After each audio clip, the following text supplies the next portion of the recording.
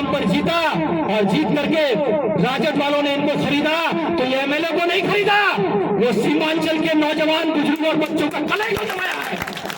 और आने वाला वक्त में इनको जवाब देगी सीमांचल की जनता कि ये जगह बेईमानों की नहीं है, ये जगह मुनाफिकों का नहीं है, ये जगह एक पहचान देता है। क्या पहचान था उन लोगों का? जिला पार्षद का चुनाव में हार गए, 3-3 हजार वोट नहीं लाया, एमआईएम की पार्टी से एमएलए बने। लेकिन आज एमआईएम को ठाकुरगंज में लाने के बाद 2015 से हम लोगों ने जो जद्दोजहद कर रहा था कि एक कोई अच्छा आदमी आए ताकि हम लोगों को यहाँ बुनियादी काम करने में सहूलियत हो। मैं आज समझ रहा हूँ कि ये बुनियादी काम शायद मुखिया हसनैन साहब के तकरीर में अल्लाह ने लिखा था, और उनके अख्तर उल ईमान साहब ने 207 करोड़ का पुल अभयपुर घाट में बनवा रहा है और काम शुरू करके लोकसभा में आए थे। उसके बाद खाड़ी पुल का काम शुरू होने जा रहा है, हाल ही में कैबिनेट हुआ है। रसीली पुल का काम बंद था, ये कई सौ करोड़ का पुल है।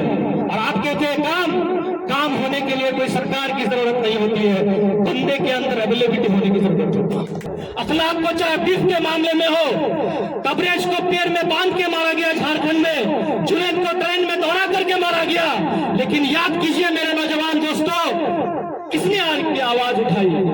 मैं फख्र करता हूँ बैरिस्टर असदुद्दीन ओवैसी साहब पर और मेरे बिहार के लीडर जनाब अख्तर उल ईमान साहब पर। यदि आज कलभट्ट चौक पे मुझ पे कोई मामला होता है तो सबसे पहले अगर बोलने का काम करेंगे तो जनाब अख्तर उल ईमान साहब।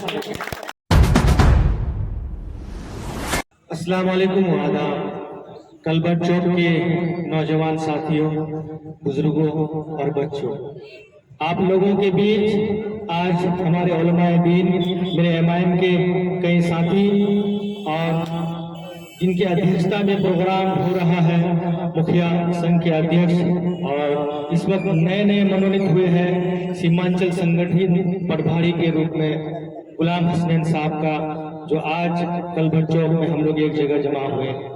साथियों, हम लोगों का मिशन है 2025।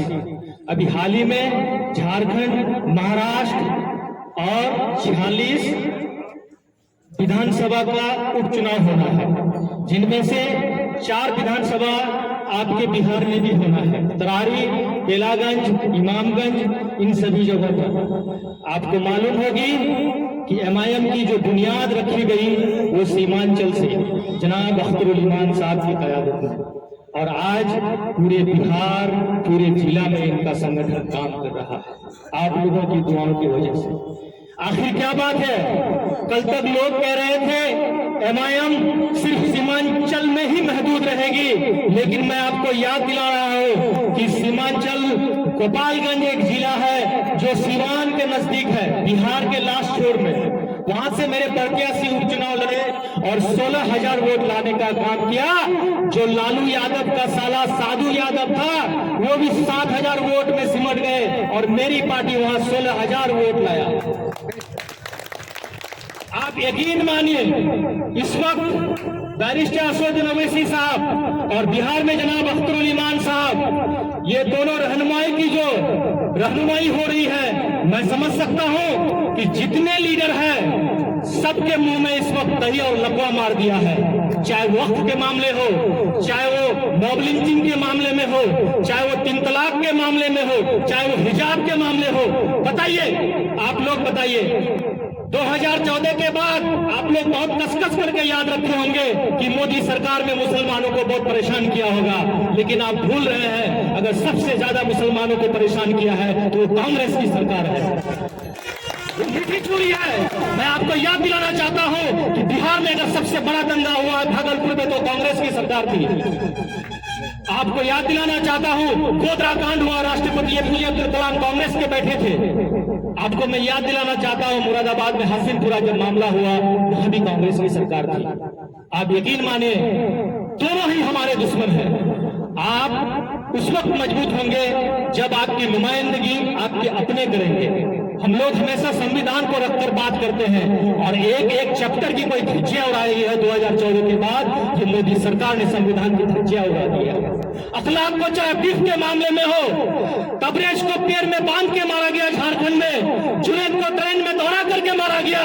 लेकिन याद कीजिए मेरे नौजवान दोस्तों, किसने आज की आवाज उठाई? मैं फख्र करता हूँ बैरिस्टर असदुद्दीन ओवैसी साहब पर और मेरे बिहार के लीडर जनाब अख्तरुल इमान साहब पर। यदि आज कल चौक पे मुझ पे कोई मामला होता है तो सबसे पहले अगर बोलने का काम करेंगे तो जनाब अख्तरुल इमान साहब। मैं आपको यह भी याद दिलाता हूं कि अभी हाल ही में होली के दिनों में एक दंगा हुआ। 110 साल पुराना मदरसा असीसिया, पूरे मदरसे को आग में झलसाया गया है, आपके कुरानों को झलसाया गया है, आपके किताबों को झलसाया गया है। क्या हुआ? वो राजद के एमएलए नहीं है क्या बिहार में भी जीते हुए? कांग्रेस के एमएलए नहीं है बिहार में जीते हुए? लेकिन अगर सबसे पहले कोई आवाज उठाए तो जनाब अख्तरुल इमान साहब आवाज उठाए। आप कहते हैं आपके दिन के मसाइल हो या आपके दुनियाई काम हो या आपके विकास कार्य हो, क्या देखना चाहते हैं अख्तरुल इमान साहब का? याद कीजिए, हमारी नुमाइंदगी ऐसे लोगों के हाथ में गया ठाकुर निवासियों कि अगर अभी नहीं संभलेंगे तो चचोबड़ पुल, ऐसे कई पुल फिर बन जाएंगे और सदियों तक हमारी जो है औलादें हमको कोसती रहेगी। आज क्या सोच रहे हैं? पुल नहीं बन रहे हैं। अख्तरुल इमान साहब ने 207 करोड़ का पुल अभयपुर घाट में बनवा रहा है और काम शुरू करके लोकसभा में आएंगे। उसके बाद खारी पुल का काम शुरू होने जा रहा है। हाल ही में कैबिनेट हुआ है, रसीली पुल का काम बंद था। ये कई सौ करोड़ का पुल है और आप कहते हैं काम होने के लिए कोई सरकार की जरूरत नहीं होती है, बंदे के अंदर अवेलेबिलिटी होने की जरूरत होती है। आपके अंदर क्या काबिलियत है? अगर मुखिया गुलाम हसनैन साहब के अंदर या साबुद्दीन साहब के अंदर, रज्जाक साहब के अंदर, जितने भी लोग हैं, आपके अंदर काबिलियत होना चाहिए। काबिलियत हो गई तो काम को खींच के लाया जाएगा। और आपको यकीन दिलाता हूं कि इस वक्त एक एक सीट का क्या मायने होता है आप लोगों ने हाल ही में देखा। चाहे वो मुकेश सहनी हो, चाहे वो जीतन राम मांझी हो, चाहे वो एमआईएम हो, क्या जरूरत पड़ी आपके एमआईएम को एमएलए जो राजद वालों ने तोड़ा, वो क्या जरूरत पड़ी आपको? मैं इन आंखों से देखा हूं। आज तस्लीमुद्दीन साहब का जो बेटा है, पूर्व मंत्री शाहनवाज साहब, अमोर में हम कैंपेन कर रहे थे चुनाव का, जनाब अख्तरुल इमान साहब के साथ, अपने मां के साथ आया और झोली फैला के बोला कि मुझे टिकट दे दीजिए। राजद वालों ने धोखा किया मेरे साथ। मैं कहा सर को कि ये कभी भी पलट सकता है, ये लोग नहीं। सर बोले नहीं, मेरे उस्ताद है, उनके वालिद साहब का मेरे ऊपर बहुत बड़ा हाथ है। आज मैं जो कुछ भी हूँ तस्लीमुद्दीन साहब का देन है, चलो मैं इनको टिकट देता हूँ। उनको कहा कि सुनो, मैंने टिकट मौलाना अब्दुल्ला सालिम चतुर्वेदी को दिया है, आप उनसे जाकर के बात करके टिकट ले लो। इन्होंने गया उनके पास और टिकट लिया। जीतने के बाद सारे एमएलए लेकर के ये दलाली किया, चाहे वो अंजार नेमी हो या आपका साहब हो या रुकनुद्दीन हो, इन सभी एमएलए को बेचने का काम किया। जिस दिन ये बात बिहार पटना में हो रही थी, मैं खारदुआ जा रहा था, वहां 3 नौजवान मर रहा था साबुद्दीन साहब के इलाके में। रास्ते में फोन आया सदर साहब के पास, मैं उनके गाड़ी के पीछे बैठा हुआ हूँ और बोला गया शाहनवाज को, क्या शाहनवाज तुम मेरे एमएलए को तोड़ रहे हो, क्या तुम राजद में भागोगे? तो शाहनवाज ने कहा नहीं, मैंने दाम इस तरह बढ़ा दिया है कि वो मुझे खरीद ही नहीं पाएगा। और ये लोग आज जो एमआईएम के नाम पर जीता और जीत करके राजद वालों ने इनको खरीदा, तो ये एमएलए को नहीं खरीदा, वो सीमांचल के नौजवान, बुजुर्ग और बच्चों का कलेजा जमाया है। और आने वाला वक्त में इनको जवाब देगी सीमांचल की जनता कि ये जगह बेईमानों की नहीं है, ये जगह मुनाफिकों का नहीं है, ये जगह एक पहचान देता है। क्या पहचान था उन लोगों का? जिला पार्षद का चुनाव में हार गए, 3-3 हजार वोट नहीं लाया, एमआईएम की पार्टी से एमएलए बने, आपको पहचान मिला, लोगों ने एक पहचान दिए। लेकिन लोगों का आज जो पूरा भरोसा करके राजद में गए हो, आने वाला 8-9 महीने में सारा पेन और पेपर लेके जनता आपका हिसाब करने के लिए बैठी है।